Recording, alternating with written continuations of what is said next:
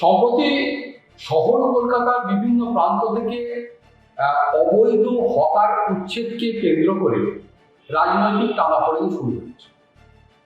তৃণমূল কংগ্রেসের মদন মিত্রের নেতৃত্বে হকারদের পুনর্বাসন এবং সরকারকে মানবিক হওয়ার উপদেশ দিয়ে তারা এখন রাস্তায় নেমেছে, ভালো কথা। কিন্তু প্রশ্ন উঠছে যে সরকার নিশ্চয়ই মানবিক হবে, কিন্তু মানবিক হতে গেলে সরকার যাদের উচ্ছেদ করলে তাদের মধ্যে কতজন বৈধ হকার রয়েছে, কতজন অবৈধভাবে হকারগিরি করছে তার তালিকা কি প্রকাশ করা হয়েছে? সেই রেকটিফাইড তালিকা কি কলকাতা পুরসভার হাতে আছে? টাউন ভেন্ডিং কমিটি আছে, কিন্তু তারপরেও আমরা বারবার দেখেছি টাউন ভেন্ডিং কমিটি এবং কলকাতা পুরসভার যৌথ উদ্যোগে বারবার রাস্তার অংশ থেকে ছেড়ে যাতে পথচারীদের হাঁটা চলায় অসুবিধা না হয় এমন নিয়ম বা বিধিকে সামনে রেখে বারবার হকারদের সরিয়ে দেওয়া, হকারকে সিনক্রোনাইজ করে দেওয়ার মতো বিষয় উঠেছে। এবং অবৈধভাবে যারা হকারের রাস্তায় এনক্রোচ করে, এক কথায় বলা যায় কলকাতা পুরসভার নাকের ডগায় বসে হকারি করছেন, তাদেরকে তো এখনো রাস্তা থেকে তুলে দেওয়া যায়নি। ফলে প্রশ্ন উঠছে বৈধ হকারদের বসার ব্যাপারে যদিও এ রাজ্যের নতুন সরকার মানবিক মুখ বা মানবিক হন, কিন্তু অবৈধভাবে যারা রাস্তা এনক্রোচ করে বারবার বলা সত্ত্বেও তারা রাস্তার ধারে পথচারীদের অসুবিধা করে এই হকারি করছে, তাদেরও কি মানবিক মুখ নিয়ে তাদেরকে পুনর্বাসন দিতে হবে সরকারকে?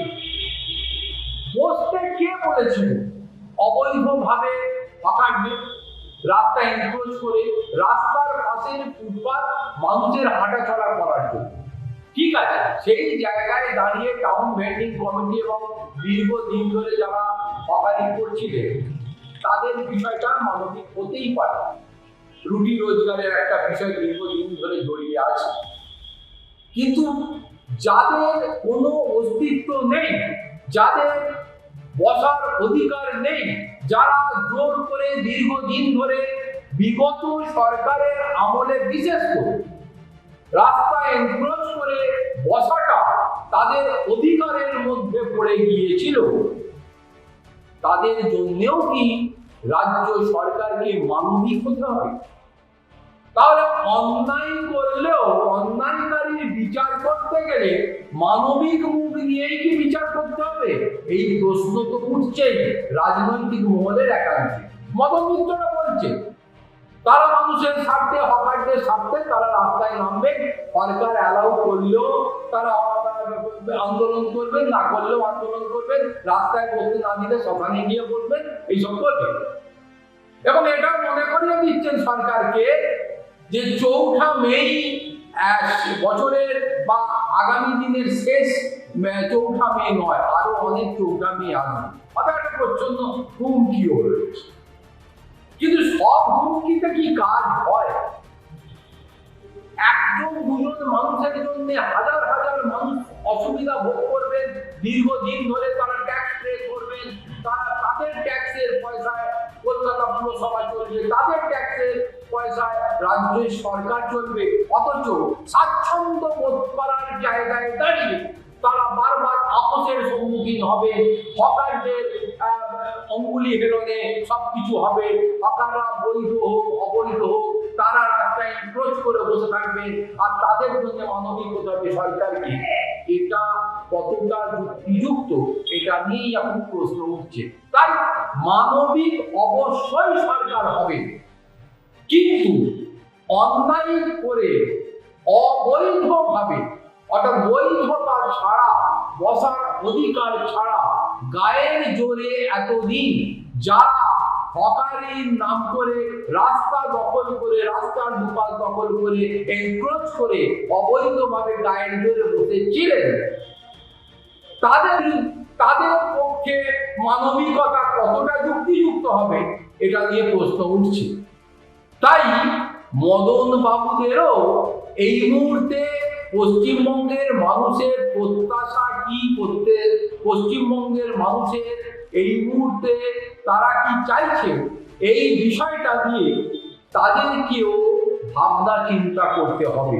বিগত দিনে যে রাস্তায় তারা হেঁটেছেন, সেই রাস্তা, সেই পদ্ধতি, সেই মানসিকতার প্রতি পশ্চিমবঙ্গে এই মুহূর্তে সিংহভাগ মানুষের যে সমর্থন নেই, এবং পশ্চিমবঙ্গের মানুষ কি চাইছে এই মুহূর্তে সেইটা ভেবেই যে তাদের রাস্তায় নামা উচিত।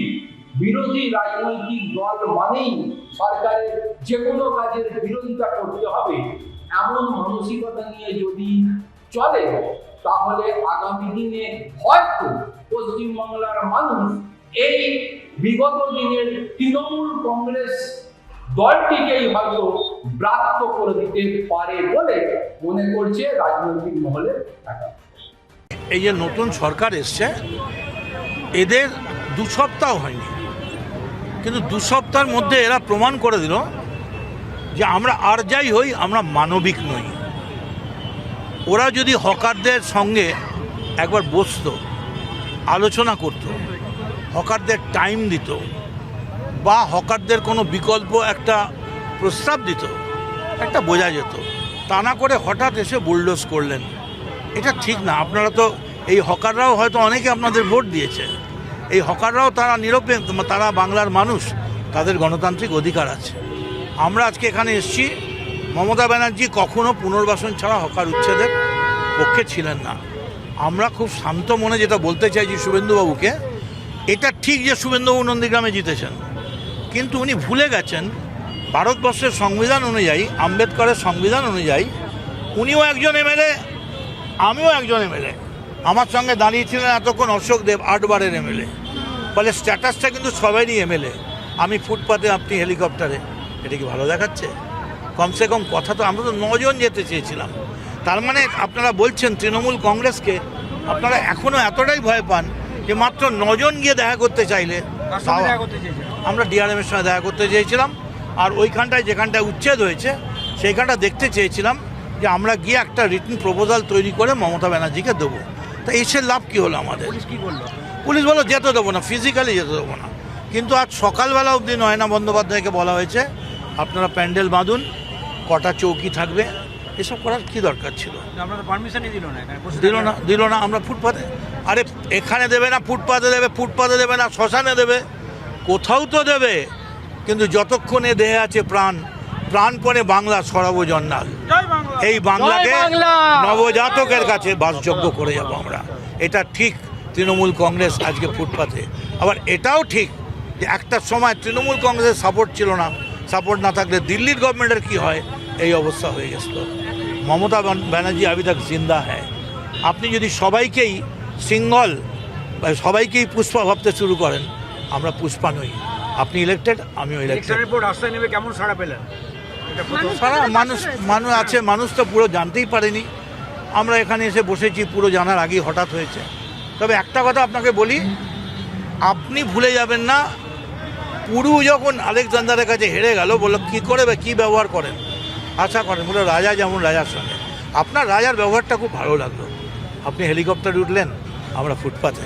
তবে এটা আমার জীবনে একটা থাকবে এই ছবিটা, যে প্রাচীর সামনে ফুটপাতে বসে আছে 4 বারের এমএলএ মদন মিত্র, সর্বভারতীয়। সব থেকে বড়ো কথা, আমি যখন স্টেট তৃণমূল যুব কংগ্রেসের প্রেসিডেন্ট, শুভেন্দু তখন মেদিনীপুর তৃণমূল যুব কংগ্রেসের প্রেসিডেন্ট।